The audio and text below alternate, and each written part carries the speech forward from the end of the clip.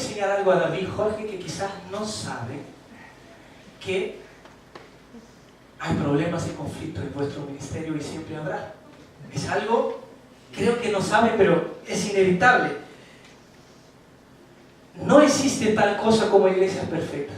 Queremos comenzar de esta base, pero es cierto que en este contexto, acordemos que era una iglesia que estaba comenzando, ellos todavía no tenían un ministerio formado, pero era una iglesia pequeña que más o menos, algunos comentaristas dicen que estaba sobre las 15.000 o más de 15.000 personas. Como vemos la conversión, las 3.000 personas que había convertido en el primer mensaje de Pedro, y luego las 5.000 más, y aparte mujeres y niños, ¿no? Y los versículos anteriores también dicen que había un crecimiento considerable. Pero en este caso, algunas viudas de los judíos helenistas estaban siendo desatendidas, y eso por el motivo de que cuanto más personas, yo creo que más va complicando la situación, más difícil de manejar las situaciones. Aunque podemos ver, como hemos dicho, que ellos no tenían un ministerio formado, pero veo que la palabra de Dios es fantástica porque no esconde nada de nadie. Hace un momento, en el capítulo 4, vemos que todos vendían sus propiedades y entregaban, llegaban a los pies de los apóstoles, le entregaban el montante de las propiedades y eran distribuidos por ellos, cada uno conforme a sus necesidades. Pero sin embargo, en ese versículo dice, había necesidades que no estaban siendo cubiertas. Entonces, yo veo que los apóstoles, sí, es verdad, eran responsables por hacer esa distribución, porque la gente llegaba y entregaba a los apóstoles todo lo que tenía, y todo era común entre ellos. Pero que con el crecimiento de la iglesia, con el crecimiento del número de personas, yo creo que fue dificultando un poco la administración de sus bienes, ¿no? Y yo veo delante de esa necesidad, que había necesidad, yo veo tres respuestas diferentes. Primero, de los judíos helenistas, luego una respuesta de los apóstoles y luego una respuesta de la iglesia. Primero, vamos a ver la respuesta de los judíos helenistas. Primer punto, ellos se centraron en ellos mismos. El versículo que el hermano nos leyó no nos dice con todos los detalles de lo que estaba pasando, pero sí tenemos que tener en cuenta que esos judíos, ellos arrastraban por detrás muchos prejuicios, porque los judíos helenistas, que el versículo 1 habla que surgió una queja de los judíos helenistas en contra de los judíos nativos, y ellos arrastraban porque hacía más o menos unos 3 siglos, con las conquistas de Alejandro Magno, vemos que algunos de esos judíos, ellos decidieron abrazar la cultura griega y abrazar el idioma, y algunos fueron alejándose de Israel y fueron para la diáspora, ¿no? como llamamos, fueron para dirección Europa, dirección Asia, pero otros, más celosos de la palabra de Dios, que siguieron y abrazaron más fuerte todavía su costumbre, su Dios, y adoraban. Entonces había como una especie de lucha de espiritualidad entre ellos, ¿no? Unos decían, no, yo soy más santo que tú porque tú estás mezclado con el paganismo, con la cultura griega, y esas diferencias que desde antes arrastraban, yo creo que ayudaba para el surgimiento de nuevos conflictos dentro de la iglesia. Y en este caso, quizás ellos no estarían preocupados con una situación, con una necesidad en sí, sino que el texto nos dice que ellos estaban reclamando con los judíos helenistas, con los judíos nativos, que había una necesidad, pero con sus viudas. Me da a entender que ellos estaban buscando los intereses propios. Eran sus viudas, no era una necesidad en común. El segundo punto,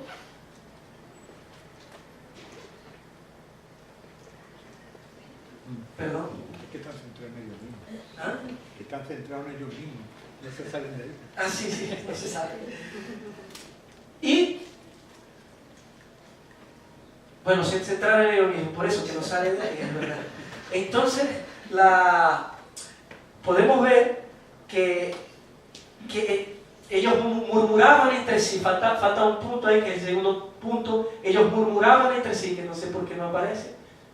Ahí está, era eso, mi querido. Ellos murmuraban entre sí, pero el comentarista Bacon dice que esa murmuración tenía como un sonido de abeja, era entre ellos, no era una murmuración, era una especie de queja.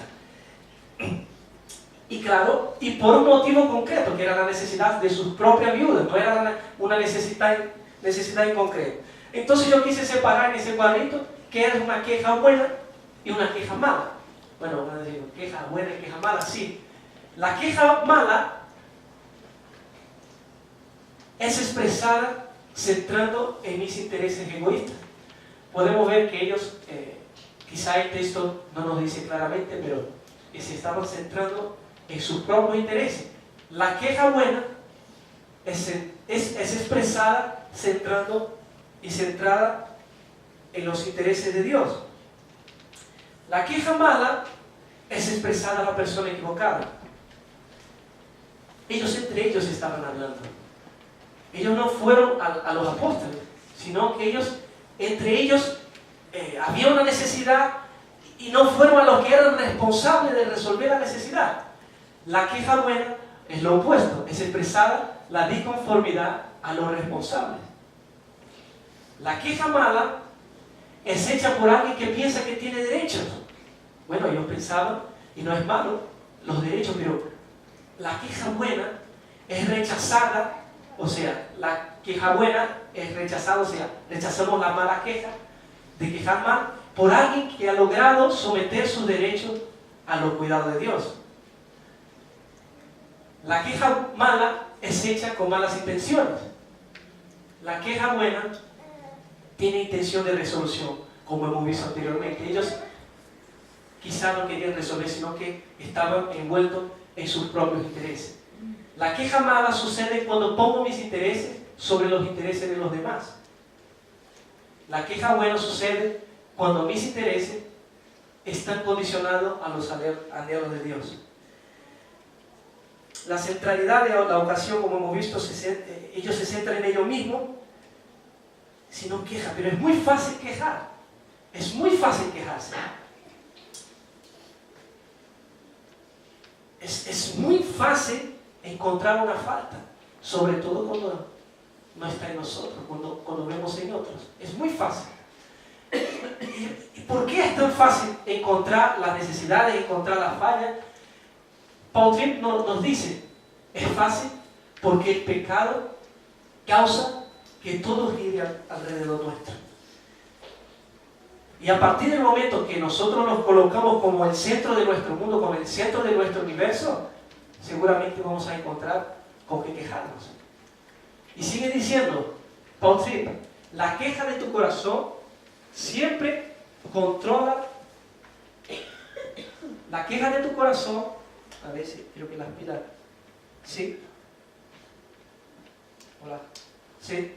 Bueno, la queja de tu corazón siempre controla tu disposición a confiar en Dios y hacer su voluntad. Las quejas se olvidan de la gracia de Dios, ignoran su presencia, fracasan en ver la belleza de su promesa, permiten que pase desapercibido el esplendor de su creación, cuestionan su bondad, fidelidad y amor, se pregunta si está presente y si tiene cuidado de nosotros. Sigue diciendo, si tú crees en Dios y su bondad y en su control sobre todo lo que existe, entonces debes aceptar que todas tus quejas son en contra suya. Es muy fácil olvidar las bendiciones diarias que recibimos. Nuestra prontitud para quejarnos es un punto más a favor de nuestra necesidad urgente de la gracia redentora de Dios, la que recibimos con la muerte de Jesús. Por otro lado, vemos que los apóstoles tenían el mismo contacto que tuvieron los judíos helenistas. Fue el mismo contacto que tuvo los apóstoles con la situación. Y la reacción de los apóstoles fueron, primero, convocaron la congregación. Ellos convocaron la congregación, y aquí veo como contraste en centrarse en uno mismo, en centrarse en el problema, en centrarse en dispersar, en hablar con los demás de los problemas. Yo veo un contraste que ellos se centraron en la resolución. Ellos hacen partícipes a la iglesia, ya que era un conflicto público. El segundo punto, ellos deciden seguir centrándose en Dios, la palabra y la oración. Y aquí una vez más veo un contraste, concentrarse en mis propias necesidades o mis propios intereses, sino en mirar por los intereses de Dios. La pregunta es, ¿qué quiere Dios?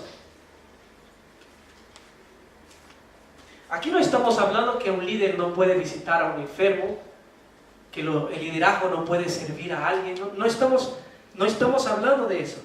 Pero sí es cierto que si ellos no hubiesen considerado la palabra y la oración como algo que podían hacer mientras ellos estaban sirviendo a las mesas o haciendo otra obra de caridad o lo que sea, si ellos no hubiesen considerado la oración y la palabra como importante, ellos no hubieran visto algo tan sencillo como servir a alguien como una amenaza a su ministerio. La palabra y la oración fue algo que ellos consideraban que necesitaba esfuerzo mientras que otras necesidades deberían ser puestas de lado. La pregunta que yo haría es, en la posición que Dios me ha puesto, ¿cuáles son sus prioridades para mi vida? ¿Qué quiere Dios que haga? ¿Quiere que sirva a las mesas? En las circunstancias que Dios me ha puesto hoy, ¿qué quiere que haga yo? Que siga calentando la sillita todos los domingos, que vengamos aquí y escuchamos a quien sea, aquí, o a Jorge, a David, que alabemos y ya está. ¿Qué quiere Dios que haga? El hecho que los apóstoles se centraran en Dios, en la palabra y en la oración, eso redundaría en beneficio para la congregación. O sea, que redundaría en crecimiento de los demás, en crecimiento, en madurez. Cuanto más ellos se acercaban a Dios, más ellos tenían para dar a la multitud. Y en este caso, porque ellos eligen lo que eligen, lo que está en juego es el nombre de Dios. Lo que está en juego es la madurez de la iglesia, el crecimiento de la iglesia. El crecimiento sano de la iglesia, de la congregación, estaba en juego en ese momento. ¿Qué estoy dispuesto yo a dar prioridad para la gloria de Dios y para el crecimiento de mi hermano?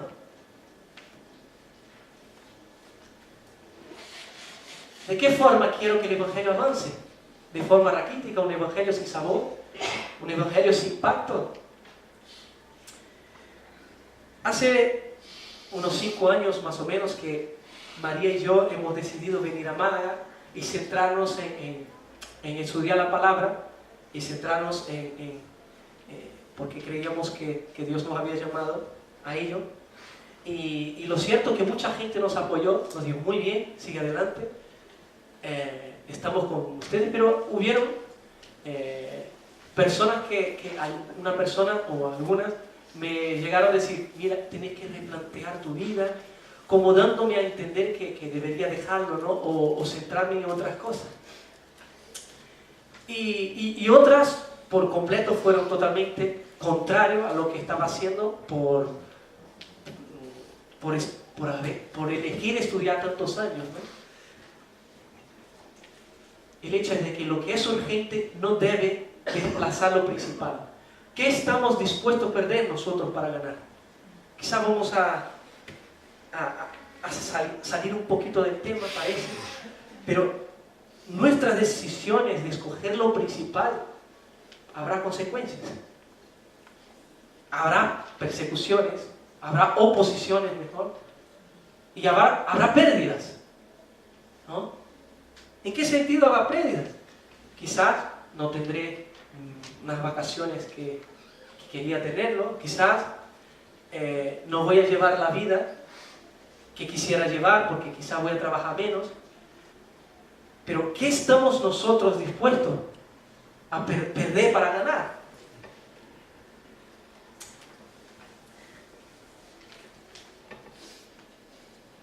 Cuando yo invierto, como hemos hablado, mi fuerza y mis intenciones al crecimiento del Evangelio, siempre habrá oposiciones. Eso es lo que Jorge y David deberían aprender. Que hay oposiciones. Cuando yo era adolescente, yo veía la vida porque mi padre era pastor desde cuando era chiquito, y yo veía con tantas oposiciones que yo le dije un día, yo como yo no entendía muy bien, pero ¿por qué no lo deja de una buena vez? Es que, ¿por qué sigue con esto, no? Es que parece que te guste, eres masoquista o qué. Tantos problemas, ¿por qué no lo deja? Y mi padre, yo me había olvidado su respuesta, pero otro día le llamé para preguntarle, ¿por qué? ¿No? Le dije, voy a preguntarle. Ahí me quedó la lección. Me respondió súper interesante y yo creo que me gustaría compartir. Él me dijo, tenía la convicción que Dios me había llamado. Y también me dijo, vale la pena sufrir por Jesús. Lo que él estaba diciendo es que dijo, fui llamado para sufrir. Dios me ha llamado para sufrir. Es increíble y la verdad que a mí me gustó su respuesta, ¿no? Y ese es el Evangelio. Dios nos ha llamado para sufrir bien. El siguiente punto fue C, la letra C propone una solución. No solo los apóstoles están mirando hacia arriba, ¿no? A veces centrémonos en Dios, sino que ellos también miran de forma horizontal. O sea, miran por la necesidad que había, que esa viuda está siendo desatendida. Escoger entre vosotros a 7 varones para que puedan llevar a cabo esa tarea. Y vemos que la reacción de la iglesia, la primera reacción de la iglesia responde unánimes en aprobación. Una vez más, como hemos visto en el mensaje, creo que de David, vemos un sentido de unanimidad, como David dijo en su predicación. Unanimidad era que todos pensaban en una sola misma cosa. Pues bien, Jorge, Dios le toca el corazón y decide, vamos, tenemos que ayudar a este misionero Juan. Sí, la iglesia dice, muy bien Jorge, estamos contigo, vamos, sigue adelante. David decide centrarse, decide que esa iglesia será una iglesia cristocéntrica, que vamos a centrar los mensajes en Jesús. Bien David, ¿y qué podemos ayudar? La iglesia responde, todos unánimes juntos. Y quizás muchos de nosotros pensaríamos, pero que todo lo que se hace en la iglesia, los líderes que tienen que tomar las actitudes, los líderes que tienen que hacer las cosas, todo es responsabilidad de ellos. Pero aquí, en un contraste que vemos, una iglesia activa, una iglesia que participativa, que se involucró en la resolución del conflicto, una prontitud para el servicio. Estamos aquí, la iglesia unánime respondió. Y he tenido también, como he hablado, mucha experiencia en algunas iglesias que he congregado. Perdón, que me incomodó el cabeza. Y he tenido experiencia de mi vida. Yo he preguntado a mi madre, también le llamé, yo dije, voy a investigar sobre el tema. Y le pregunté, mamá, ¿has tenido en algún momento de su vida ausencia de mi papá?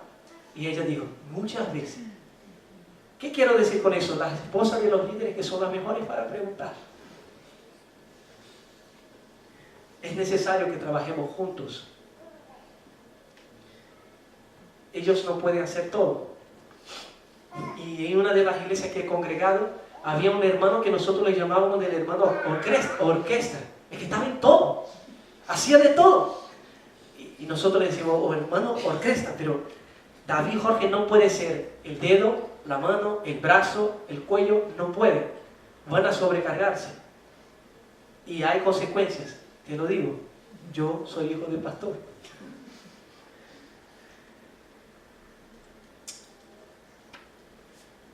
en cuanto al servicio a Dios, el servir a la iglesia, hoy es un mensaje direccionado a la práctica, sí, es verdad. Dios nos ha llamado para que sirvamos a la iglesia, es verdad, pero no a nuestros intereses. No es lo que quiero individualmente, ¿no? Si, a ver, a mí me apetece que la pared sea rosa. No. Nosotros fuimos llamados para servir al reino del otro, de otra persona, no a nuestro reino. Pero como yo no veo que David no está visitando a algún enfermo o no, tampoco lo voy a hacer. Pues si sabe de alguna necesidad en la iglesia, si sabemos de algo que está pasando, yo estoy seguro, no les he preguntado, que ellos están abiertos para escuchar, que ellos están abiertos a recibir ideas. ¿Qué hacemos? Si la necesidad esté rondando entre nosotros, bueno, aquí, ahí, hay una necesidad, o hay un conflicto, lo que sea, si está entre nosotros, eso causa muchísimo daño a la congregación. Y el problema no será resuelto de forma eficaz. ¿Por qué? No estamos haciendo de una forma que es la voluntad de Dios. ¿Cuál es la forma de resolver un conflicto en una congregación? Y el Evangelio, una vez más, no se trata ni de mí ni de ti. El Evangelio no se centra en nosotros. Claro, como nosotros somos antropólogos, pensamos en nosotros mismos, pensamos en los hombres. Pero el Evangelio no se trata ni de mí ni de ti. El Evangelio se centra en Dios. El Evangelio se centra en su reino, no en nuestro reino. Estamos equivocados, que quiero la alabanza de esa forma, que quiero de otra. El Evangelio no se centra en nosotros. El Evangelio se centra en el reino de otro. Y es con amor que lo digo. Aunque mi cara a veces parece de rabia, pero es la que tengo. Y María se enamoró, ¿no? Lo digo. En cuanto a nosotros, una vez más, yo creo que es el momento, siempre es el momento, porque el Evangelio te está tocando todos los días. Es el momento de que bajemos de nuestros tronos. Es el momento que descentremos de nuestro universo, de nuestro mundo, que el mundo no gira alrededor nuestro. Estamos equivocados. Pensad en una sola cosa. Ellos pensaban en una sola cosa. Involucrarnos en el reino de Cristo, someternos a ese reinado, luchar y buscar por el avance del Evangelio, no el freno del Evangelio, porque si siguen los chismes y las murmuraciones en medio nuestro, va a causar mucho daño al reino de Dios y a su cuerpo. Busquemos nuestras responsabilidades. Involucrar, sí, nos exige que metamos la mano en el arado, que comenzamos, que agarremos, que metemos la mano en la masa, que comencemos a trabajar. Y yo, José Manuel, lo digo por mí, no lo digo por otros. ¿Me entiendes, José Manuel? Y de hecho ese conflicto que tenía fue resuelto de forma eficaz porque resolvieron juntos. Como era un conflicto público, la iglesia y los líderes resolvieron juntos, no fueron solitos. Punto B. La iglesia escoge a servidores. La elección no fue de forma aleatoria, bueno, vamos, no. Fue una elección intencionada. Primero, tenían que tener buena reputación esos servidores, los 7. Y deberían entre ellos tener un buen testimonio. Y luego, se llenan del Espíritu Santo. Y si los apóstoles no hubiesen visto la necesidad también como muy importante, no hubiese escogido personas llenas del Espíritu Santo. Y me gustó 2 afirmaciones que me gusta robar. Y robé de Nico las 2 afirmaciones anteriores, lo que era ser lleno del Espíritu Santo. No, perdón, volviendo. Después es eso. Lo que quiero decir es que lo que ellos estaban diciendo con escoger personas llenas del Espíritu Santo para una tarea tan básica como servir a alguien, es que el mismo poder que antes que había levantado el cojo de nacimiento, es el mismo que les había liberado de la cárcel, era el mismo que obraba en ellos para centrarse en el ministerio, pero también era el mismo necesario para algo tan sencillo como servir a las viudas.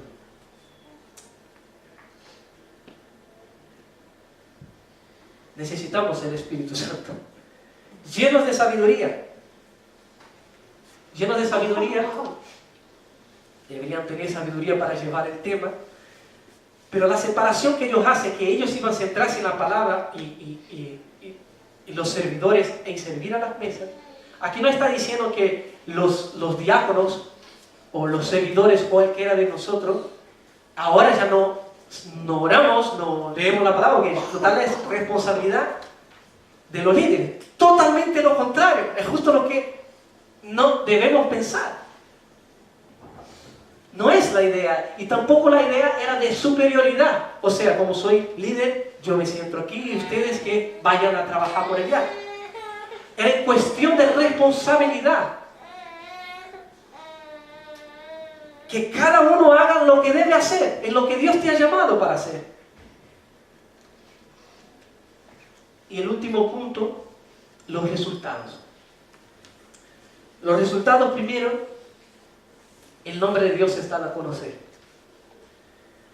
Cuando nosotros nos alineamos, por decir una palabra, y buscar una palabra a los deseos de Dios, su nombre siempre estará en alto, siempre.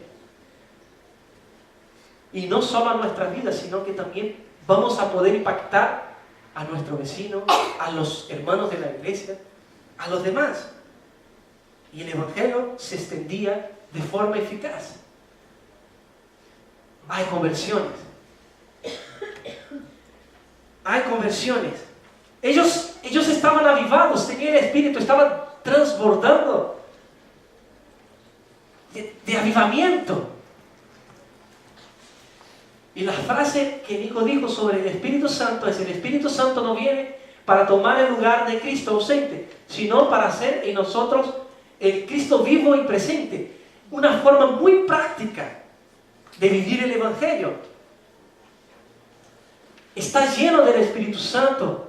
Está influenciado o controlado por Él sobre aquello que amo, pienso y hago de tal forma que deseo la gloria de Dios, busco el deseo de Dios con el poder de Dios.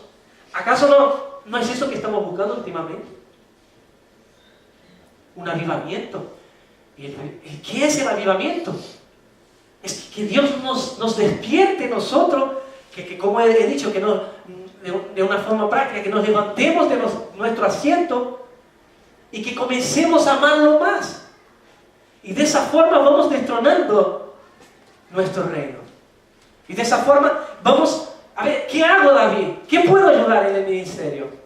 ¿Qué hacemos? Las cajitas de Navidad. ¿Qué puedo hacer para contribuir? Aviva, Señor, tu obra. Acordemos de algo. Hay un dato interesante, que este versículo, los 7 versículos que hablan de ese descuido que había con la viuda y muestra, está entre cárcel, que ellos, Joseph predicó semana pasada, había Pedro que estaba en la cárcel, el otro luego estaban delante del concilio, en medio de persecución, pero luego, después de esos 7 versículos que la próxima semana nos hablará, o Nico o alguien hablará, es la muerte de Esteban. En ese versículo, en esos 7 versículos, no hay nada espléndido. No hay nada, no hay muerte, no hay cárcel, no hay nada sobrenatural. Hay un conflicto. Pero hay una diferencia entre el primero y el último versículo. El primer versículo dice: por aquellos días a multiplicarse el número de los discípulos. Y vemos en el versículo 7 que dice: y el número de los discípulos se multiplicaba en gran manera. Hay un énfasis en el crecimiento de la iglesia. Hay un crecimiento considerable en la iglesia de Cristo en cualquier circunstancia.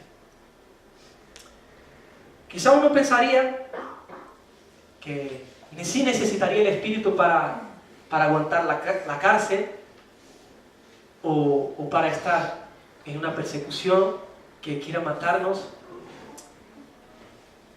Pero rara vez pensamos que necesitamos el Espíritu para servir a otros, para trabajar, tratar con nuestros compañeros del trabajo. A veces es que se nos pasa, que no vivimos de esa forma. Quizá para lavar los platos en casa, eso no necesitamos el Espíritu.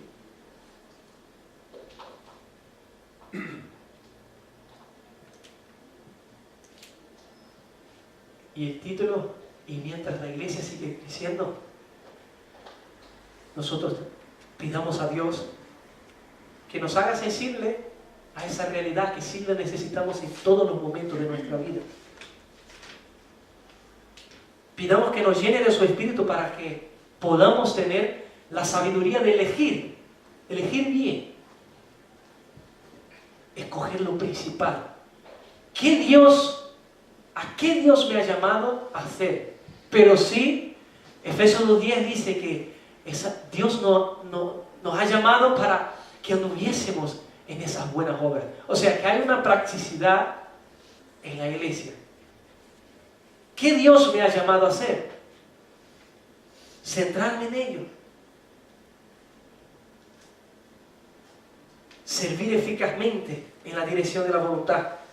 Y creciendo como un solo cuerpo, pensando en una sola cosa: amar a Dios y disfrutarlo.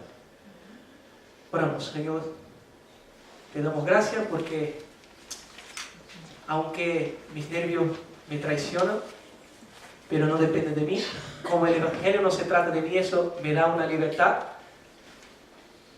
Señor, en confiar que tu palabra, tu reino, tu nombre, tu gloria está por encima, Señor, de mí, está por encima de cada uno de nosotros. Ayúdanos a vivir, danos fuerza, guíanos, pero sobre todo, Señor, avívanos de una forma práctica, Señor. Sabemos que el resultado de algo que estamos experimentando. Yo sé, Señor, que tú nos has creado seres amantes, Señor, seres que aman. Pero, Padre, estamos distraídos con lo creado, estamos distraídos en llenarnos con las cosas que tú has creado para que, es verdad, para que disfrutáramos también. Pero estamos demasiado distraídos con nosotros mismos, Señor. Y tu amor no nos distrae, Señor, no nos cautiva como debería cautivarnos, Señor. Ayúdanos, Señor, a estar distraído. No sé si es la mejor palabra que puedo usar, pero ayúdanos a estar distraído en el grupo, Señor, pequeño. Nos ha dado un ejemplo maravilloso, esa persona que cuando acabamos de cometer una falta y viene alguien y nos abraza y encima nos perdona. Ayúdanos a tener, Señor, el abrazo de tu gracia, Señor, el abrazo de tu Hijo. Ayúdanos, Señor, no a tenerlo, sino a experimentarlo, Señor, de una forma profunda y práctica, Señor. Hablo por mí, Señor. Ayúdame, Señor, a levantar y obrar, Señor, y hacer cosas, Señor, pero hacer cosas para tu reino, para que tu evangelio, Señor, crezca, para que tu nombre sea extendido de forma grande, Señor. Gracias por todo lo que has hecho, gracias por esa congregación. En tu nombre, Jesús. Amén y amén.